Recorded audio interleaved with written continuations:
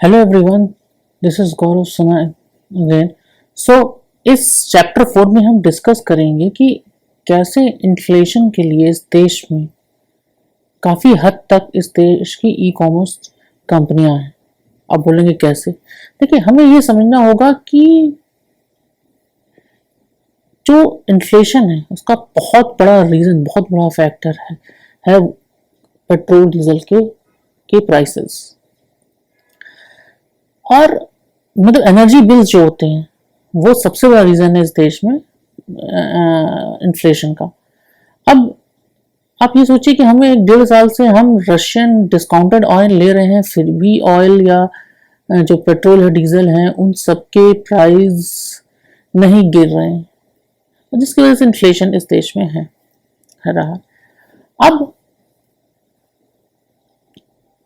In fact अगर आप data देखेंगे कि 2009 से लेकर इनफैक्ट 2014 तक जो क्रूड ऑयल के जो प्राइस थे वो $85 पर बैरल से लेकर $115 पर बैरल रहे हैं मोटा मोटी, अगर आप ग्राफ देखेंगे।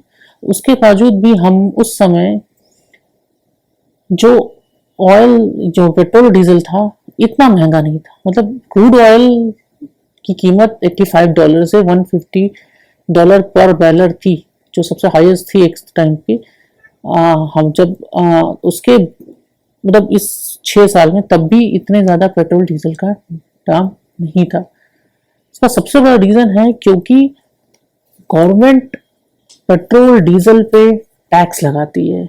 ये सबको पता है कि इंडिया पेट्रोल डीजल पे सबसे अधिक टैक्स लेता है। तो अब इसकी वजह से वो चीज़, जो पेट्रोल डीजल के दाम भी कम होते हैं, टैक्स बढ़ जाता है। ये आप देखते होंगे, स्टेट गवर्नमेंट हो चाहे सेंट्रल गवर्नमेंट हो, चाहे कोई भी गवर्नमेंट हो, चाहे बीजेपी हो, चाहे कांग्रेस हो, चाहे लोकल पार्टीज हो, चाहे कोई भी हो, स्टेट लेवल पार्टीज हो, वो सब टैक्स लेती हैं अच्छा खासा। तो इसलिए पेट्रोल और डीजल हमें इतना महंगा मिलता है। अब उन्हें टैक्स क्यों लेना पड़ता है इतना ज्यादा, जबकि उस समय वो टैक्स क्यों नहीं ले रही थी? हमारे दिमाग में क्वेश्चन आता है ना कि भाई उस समय पेट्रोल डीजल जब हाई था तो टैक्स इतना ज्यादा नहीं था, तो इसलिए हमें पेट्रोल डीजल सस्ता मिल जाता था। इस समय सरकारें, स्टेट और सेंट्रल गवर्नमेंट का ऐसा क्या रीजन है कि उन्हें पेट्रोल डीजल पर इतना ज्यादा टैक्स लेना पड़ रहा है, कितना कि वर्ल्ड का हाईएस्ट टैक्स हमसे लिया जा रहा है? इसका सबसे बड़ा रीजन क्या है? अगर मैं बोलूँ, इसका सबसे बड़ा रीजन है ई कॉमर्स कंपनीज। क्यों क्यों क्यों ऐसा है कि e commerce companies are the main culprit for this inflation? देखिए, एक सबसे बड़ा रीजन है कि टैक्स सरकार क्यों लेती है। उसका प्रॉब्लम है कि रेवेन्यू डेफिसिट को कंप्लीट करने के लिए। भाई, एक मैंने जो पहले कई चैप्टर्स में बोला है कि एक चेन ब्रेक हो गई है। सिंपल सी बात है कि भाई 8 करोड़ लोग, छोटे दुकानदार, छोटे बिजनेसमैन, वो उनसे रिलेटेड 40 करोड़ लोग लगभग बर्बादी कगार पे खड़े हैं।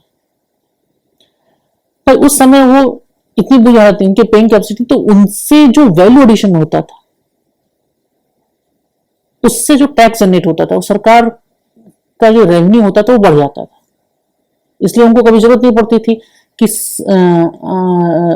पेट्रोल डीजल पर टैक्स लेने की।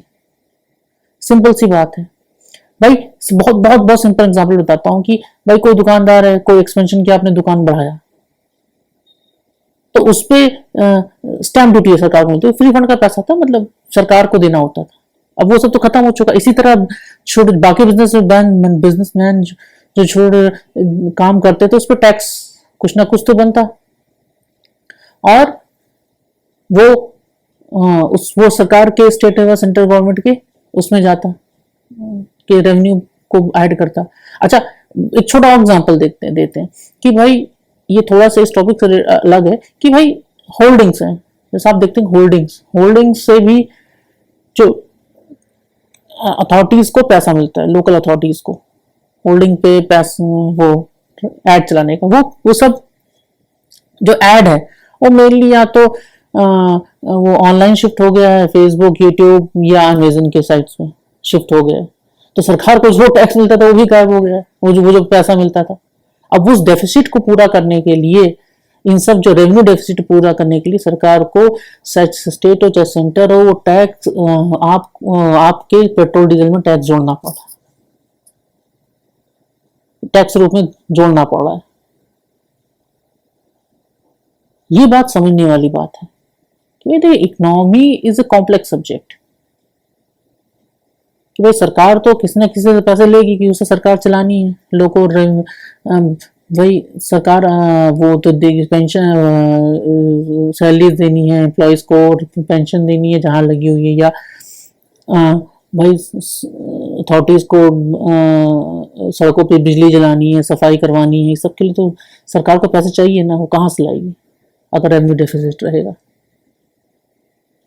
एक चीज समझने वाली बात है कि अब मैं वही कहता हूं कि अब होगा क्या जब रेवेन्यू डेफिसिट होगा, सरकार को जो सोशल स्कीम चलानी है, अब 8 करोड़ में 40 करोड़ लोग जो हैं अब डिपेंडेंट हैं गवर्नमेंट की स्कीम में, वो हॉस्पिटल्स में जाएंगे कि वो प्राइवेट हॉस्पिटल्स में अफोर्ड नहीं कर सकते, सरकार पे और बोझा बढ़ेगा, वो और टैक्स बढ़ाएगी, तो एक विशियस सर्कल बन जाएगा जो, और जब टैक्स बढ़ेगा तो और इन्फ्लेशन बढ़ेगा, तो एक विशियस सर्कल फंसता चला जाएगा।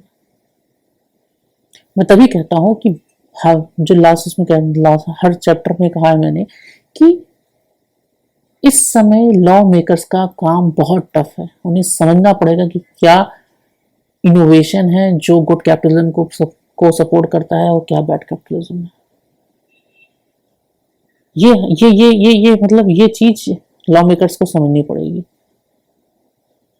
और इसी के साथ मैं ये चैप्टर खत्म करता हूँ, और हमारे इस चैनल को सब्सक्राइब कीजिए, ट्विटर और फेसबुक पे हमारे पेज को लाइक कीजिए फॉर द अपडेट्स। थैंक्स।